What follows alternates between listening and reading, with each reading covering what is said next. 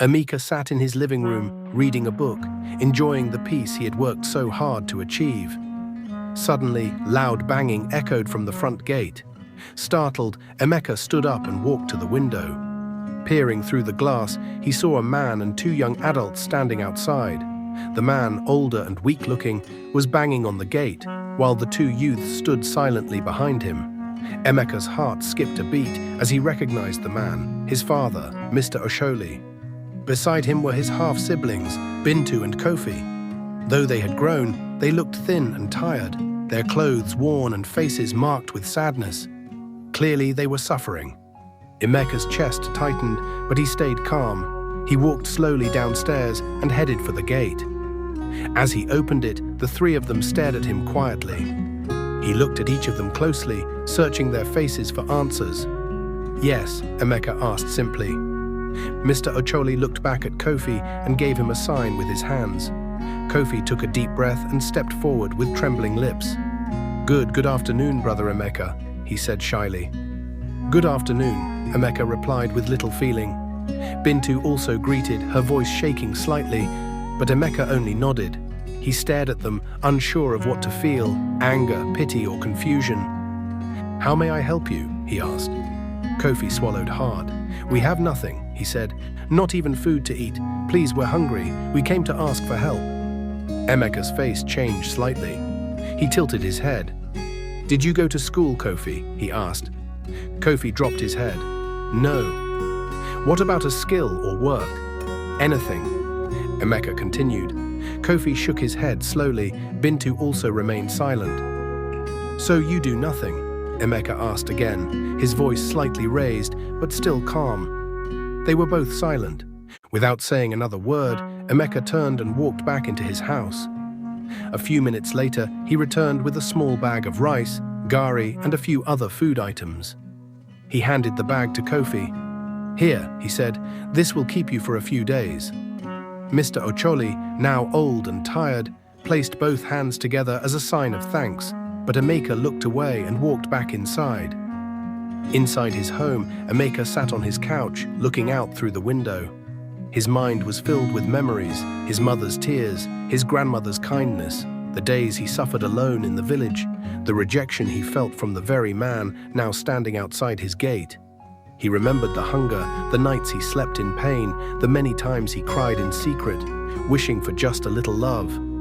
He had been sent away by his father, forced to work like a servant, and later chased away like a stranger. And now, years later, the same people had come to him for help. He felt a lump in his throat. His eyes burned, but he held back the tears. Outside, Mr. Ocholi and his children sat quietly under a tree nearby, eating from the food Emeka had given them. They didn't say much. They looked around at the beautiful house, the flowers, the cars. It was clear Emeka was now living well. Kofi whispered to Bintu, "He is truly blessed. Look at everything he has." Bintu nodded. "I wish we had treated him better." Mr. Ocholi didn't say anything. He just sat, lost in thought, his head bowed low. Maybe he was thinking about the dreams he had when Emeka's mother warned him. Maybe he was feeling the weight of guilt, the shame of neglect, and the pain of watching his only hope rise while he remained low. Later that evening, Emeka stood at his window again, watching them. The sun was setting, birds flew across the sky. Everything felt quiet and still. He picked up his phone and dialed a number. "Hello, Father Jibril," he said. "My son, how are you?" came the warm voice from the other end. "I have something to share with you," Emeka said. After a short talk, he ended the call and went back to his room. He sat on his bed and looked around his room, remembering how far he had come. A few days later, something special happened in Emeka's life. He went with the priest to another town for a charity event. The priest often took Emeka along to places where they gave food, clothes, and help to poor people. Emeka was always happy to go along because he knew how it felt to be poor and alone. He wanted to help others the way the priest had helped him. That day, the town was full of people. Some came to receive help, others came just to watch what was going on. As the priest was giving a speech and people were clapping, Emeka's eyes noticed something unusual. A pretty young lady was sitting alone in the crowd, her arms folded across her chest. She wasn't clapping or smiling like the others. She just sat there, calm and quiet, with a serious look on her face. Emeka couldn't stop looking at her. There was something about her that caught his attention. He stood up slowly and walked towards her. When he got close, he greeted her politely and asked if they could talk for a while. She looked surprised but nodded. They walked to a quiet corner away from the crowd and began to talk. Her name was Halima. She told Emeka she had come to the event with her younger brother. She said she wasn't feeling too happy, but didn't say why. Emeka listened carefully, nodding and smiling gently. He didn't try to force her to talk too much. They talked for a while about small things, like where she was from and what she liked to do. Before leaving, Emeka asked if he could have her phone number so they could keep in touch. Halima agreed and gave him her number. From that day on, Emeka and Halima talked almost every day. They would talk on the phone at night, during the day, and even send each other funny messages. Their talks became longer and deeper. Halima told him about her dreams and fears. Emeka shared his story too, how he lost his mother and grandmother, how he lived with the priest, and how he was trying to become someone better. Halima listened with tears in her eyes. She had never met anyone like Emeka. She told him she admired his strength and how he was still kind and loving after all he had been through. Emeka told her that she made him happy, that her voice gave him peace. One weekend, Halima came to visit him in the village. Emeka was so excited. He cleaned his house, bought some new clothes, and even cooked a special meal with the help of the housekeeper. When Halima arrived, he took her around the village. He showed her the farm he sometimes worked on, the small school nearby, and even the river where he often went to sit and think. They laughed, took photos, and enjoyed every moment together. He also bought her some small gifts from the market. Things like bracelets, local snacks, and a scarf. Halima was very happy. She said she hadn't felt that much joy in a long time. When it was time for her to return to her town, Emeka walked her to the bus stop and watched the bus leave until he could no longer see it. He felt sad, but also hopeful. He believed she would come back again. Just a few days after Halima left, another thing happened. Early in the morning, while Emeka was still sleeping, there was a loud banging on the gate. He got up slowly, still feeling sleepy. He rubbed his eyes and went to check who it was. To his surprise, it was Kofi, his stepbrother. Kofi looked tired and worried. He had been walking for a long time. Emeka asked him what brought him there so early. Kofi stood silently for a moment, then said in a low voice that he needed help. He said he had been thinking deeply about his life and wanted to learn a skill. He didn't want to keep begging for food or money. He wanted to do something with his hands, maybe learn to be a tailor or a mechanic, but he had no money to start. Emeka looked at him closely. This was the same Kofi who once ignored him, who watched him suffer without saying anything. But Emeka was different now. He was no longer a bitter boy. He had learned love, forgiveness, and compassion from the priest. Without saying much, he turned around, went inside the house, brought out some money, and gave it to Kofi. Kofi's eyes widened with shock. He took the money with both hands, trembling. He tried to say thank you, but the words didn't come out properly. Emeka simply nodded and walked back inside the house. From the car window, the priest who was on his way to Emeka's house was watching everything. He smiled quietly to himself. He was proud of Emeka. He saw how far he had come, from a crying boy by the grave to a strong, kind young man who was now helping others. That evening, as the sun began to set, Emeka sat outside with his phone in his hand. A message came in from Halima. She said she missed him and couldn't wait to see him again.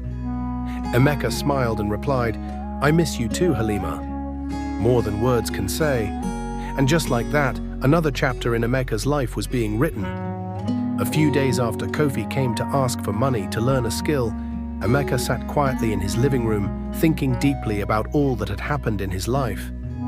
The memories of his past, the pain, the hunger, the loneliness, and the way he was treated by his father rushed back into his mind. But then he remembered how much his life had changed. He now lived in a beautiful house, had gone to school, and was surrounded by love and care. All thanks to the kind priest who took him in when he had no one. That same evening, Emeka walked to the priest's house with something important on his mind. When he arrived, the priest welcomed him with a warm smile, as always. "My son, you look serious today. Is everything all right?" the priest asked gently. Emeka smiled and sat down. He looked at the priest and said, "Father, I have something to tell you. I've made up my mind. I want to marry Halima." The priest's face lit up with joy. He clapped his hands and said, "This is wonderful news. Halima is a lovely girl. I am so happy for you, Emeka." Emeka smiled, but the priest quickly grew quiet and looked at him with kind eyes. "Before you take this big step, I want to ask you for a favor," the priest said softly.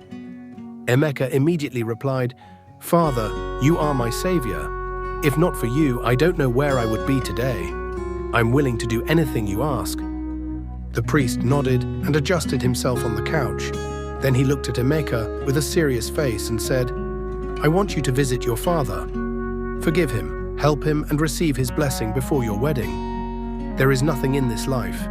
We come and we go. Holding on to pain and anger only hurts our hearts." As soon as Emeka heard those words, his heart felt heavy.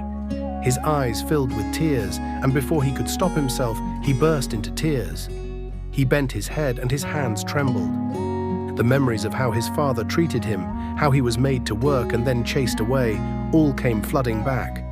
The priest gently reached out and tapped his shoulder. "I understand," he said quietly. "I know what you went through, but now you are not that helpless boy anymore. You are strong, you are successful, and you have a good heart. If anyone can break the chain of pain in your family, it is you." Emeka slowly nodded his head, wiping his tears. The priest continued, "Please try to rebuild your father's house. It is falling apart. Buy them clothes and food. Help Kofi and Bintu. And before your wedding, let your father know that you are ready to settle down. Let him bless your marriage. A father's blessing, even from a broken place, has meaning." Emeka had never imagined doing such a thing. It was hard to think about. The wound in his heart was still fresh. But as he looked at the priest and remembered all the good things he had done for him, he knew he had to listen. "If this is what you want, Father, then I will do it," Emeka said, his voice low but full of resolve. The priest smiled, stood up, and hugged Emeka tightly. "Thank you, my son. You have just made me proud. May your days be filled with peace and joy." From that moment, Emeka began to plan. He called a builder from the village and gave him money to repair his father's house. The leaking roof was replaced, the broken windows were fixed, and the cracked walls were plastered and painted. New doors were put in place, and even the yard was cleaned. Next, he went to the market and bought bags of rice, beans, gari, and other food items. He also bought new clothes for Kofi and Bintu, and some warm wrappers for his father. Then he packed all the things into his car and told the driver to take him to his father's house.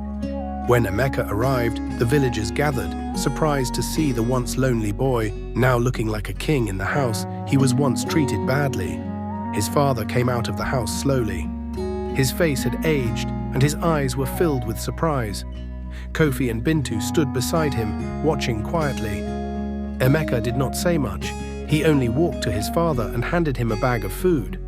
Then he brought out the clothes and gave them to Kofi and Bintu. He pointed to the new house and said, "Now you have a better place to sleep."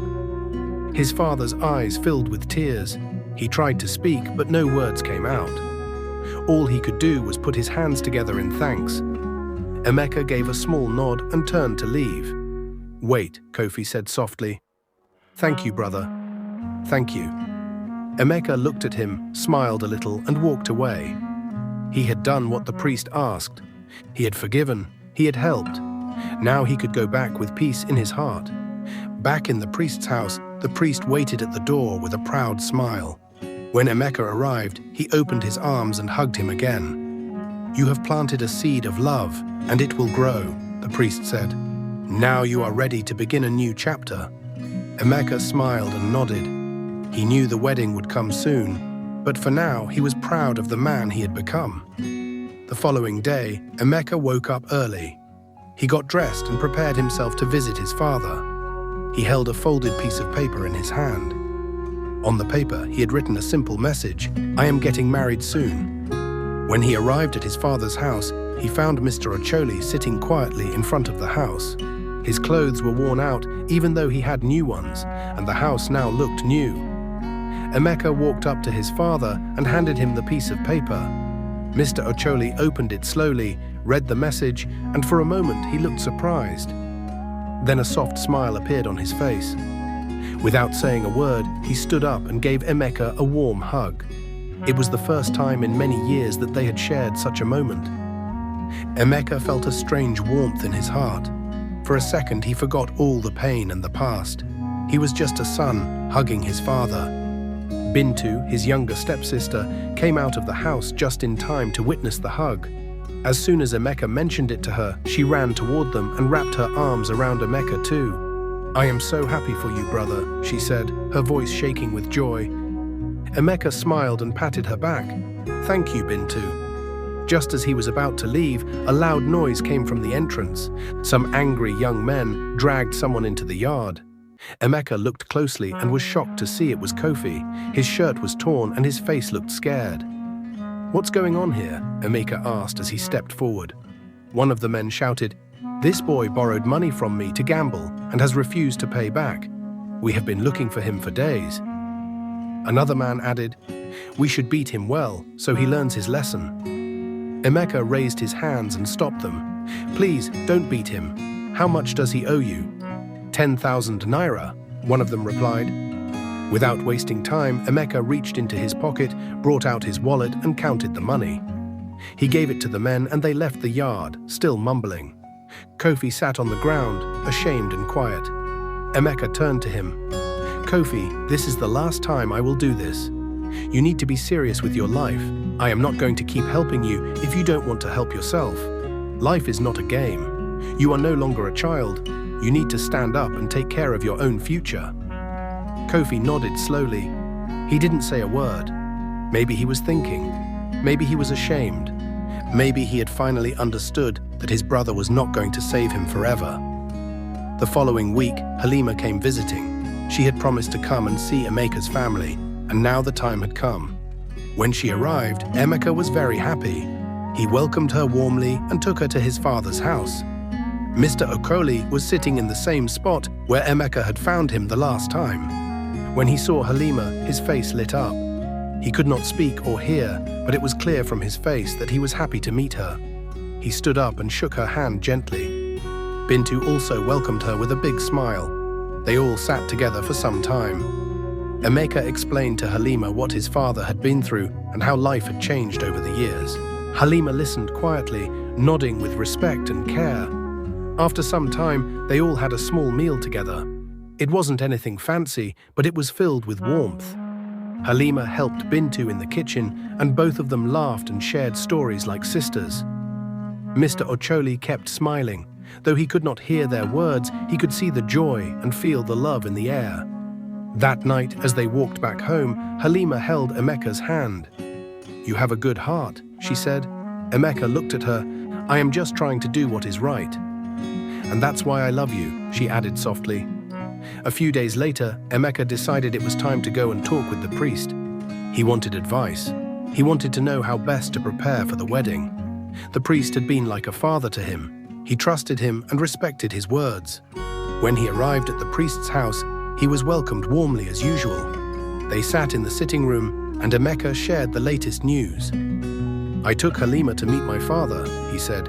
"They were happy to see her." The priest smiled. "You've done well, my son. Now let's start planning for the next steps." And with that, the journey to Emeka's wedding began. A few days later, Emeka made up his mind to go and visit the family of the woman he wanted to marry, Halima. He had already told the priest and gotten his blessings. The priest had also prayed for him and wished him well. Emeka wanted to do everything the right way. He wanted to meet Halima's people, greet them properly, and tell them clearly that he wanted to marry their daughter. So on a bright Saturday morning, Emeka dressed up nicely. He wore a neat shirt, tucked it into his clean trousers, sprayed a little perfume on himself, and combed his hair well. He looked into the mirror and smiled. Today was a big day. He got into his car and began the journey. It was not too far, but he needed directions. So Halima stayed on the phone with him, giving him clear directions. "Turn left at the next junction. Yes, now drive straight. Good, you will see a yellow house with a brown gate, she said patiently. After about an hour, Emeka finally drove into the yard. It was a simple, neat place. Trees lined the front of the house, and some chickens walked freely around. Halima was already waiting. The moment she saw his car, she ran towards him. She opened the car door quickly and jumped on him with excitement. She hugged him tightly. "You made it," she said, laughing happily. "Welcome, my love." Emeka smiled a little and stepped out of the car. Halima held his hand like someone proud of her man and led him toward the front of the house. Standing by the entrance was her mother, a woman in a wrapper and blouse, smiling warmly. She looked pleased to see him, but as Emeka got closer, his steps began to slow down. His smile faded. He kept staring at the woman's face. There was something very familiar about her, the shape of her eyes, the way she folded her arms, even her smile. Then it hit him like a thunderbolt. It was Madame Amina, his stepmother, the woman who treated him so badly many years ago, the woman who mistreated him after his mother died, the one who didn't feed him, who watched him suffer and never showed any care, the same woman who left her own children when things got tough. She was standing right there, as Halima's mother. His heart began to beat fast. Halima noticed his sudden change. She looked at him and asked, "Are you okay? What's wrong?" Even Madame Amina was confused. "Young man, is everything all right?" she asked. Emeka looked straight at her and asked, "Madame Amina, don't you remember me?" The woman frowned slightly and said, "No, should I?" "I'm Emeka," he said slowly, "the little boy you mistreated many years ago." Madame Amina gasped and took a step back. "Emeka," she whispered. "Yes," he said with a nod, "I'm that boy you treated like trash." Right away, Madame Amina dropped to her knees. "Oh my God," she cried. "Emeka, my son, I am so sorry. I didn't know. Please forgive me. I was blind and foolish. I didn't know what I was doing. Please, my son." Halima stood there, confused and shocked. "Mom," she asked, "you know him?" "I didn't know he was the same Emeka," Madame Amina said in tears. "Please, my daughter, he is a good man. I wronged him. I'm so ashamed of myself." But Emeka had heard enough. He turned and began walking back to his car. Halima ran after him. "Please don't go," she cried. "We love each other. You can't just leave like this." "I'm sorry, Halima," he said without looking at her. "I had no idea you were Madame Amina's daughter. Over my dead body will I marry the daughter of that woman. I can't do it." "But I'm not her," Halima shouted. "I'm not her. I didn't do anything to you." "I know," Emeka replied, tears forming in his eyes, "but the pain is too deep. I'm sorry." He got into his car, closed the door, and drove off slowly. Halima stood there crying. Madame Amina sat on the ground weeping loudly, holding her head. Emeka drove straight to the priest's house. His heart was heavy. He didn't know what to think or feel. Everything had changed in a single moment. This story is far from over. Stick to this channel for more of this very interesting story. Don't forget to like, leave a comment, share, and subscribe. If you enjoyed this story, I'm certain you'll enjoy the next one showing on your screen right now. Please click on the thumbnail to watch the next story. I'd appreciate your support. Like this video, share it with your family and friends, and subscribe to my channel. See you in my next story. Bye.